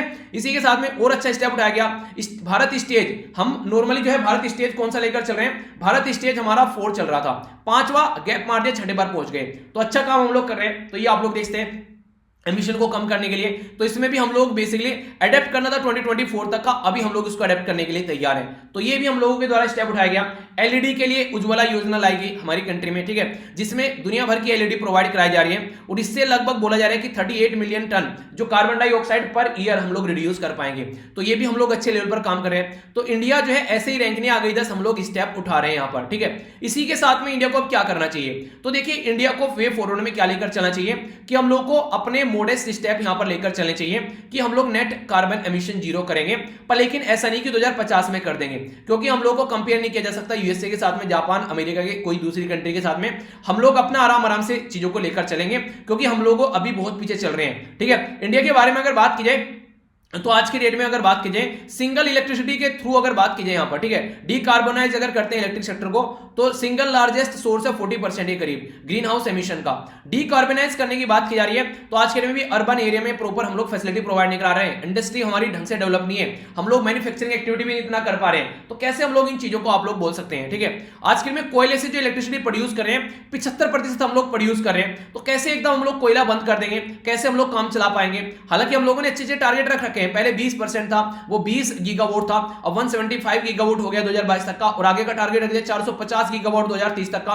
तो हम लोग काम को कर रहे हैं, ऐसी बात नहीं है, ठीक है। रिन्यूएबल एनर्जी पर भी फोकस हमारा चल रहा है, पर लेकिन डीकार्बोनाइज करना इतना आसान नहीं होगा कि एकदम आप लोग बोले अलादीन का चिराग घिसा और डीकार्बोनाइज हो जाएगा, तो आराम से काम करना पड़ेगा। गोइंग फर्दर इंडिया जो है कमिटमेंट जो यहां पर लेकर चल रहे हैं उसको लेकर चले, नेट कार्बन जीरो एमिशन लेंगे, फ्यूचर की प्लेज आप लोग ले सकते हैं, पर लेकिन ये नहीं कि एकदम अभी हम लोग इसको डिसाइड कर लेंगे, टाइम बाउंड मैनर में हम लोग काम कर सकते हैं, डिटेल असेसमेंट करें अपना और तब जाकर चीजें स्टेप उठाएं, यानी कि यूएसए के प्रेशर में आके एकदम हम लोग डिसाइड न करें कि हाँ भैया ये है, इसको ऐसे अचीव कर लेंगे, ठीक है। तो ऐसा नहीं होना चाहिए। तो हम लोग को समझना चाहिए कि हमारी कंट्री की पॉपुलेशन कैसी है, क्या क्या हमारी कंट्री में देश में माहौल है, उसके बेस पर हम लोग चीजों को आगे लेकर चलेंगे।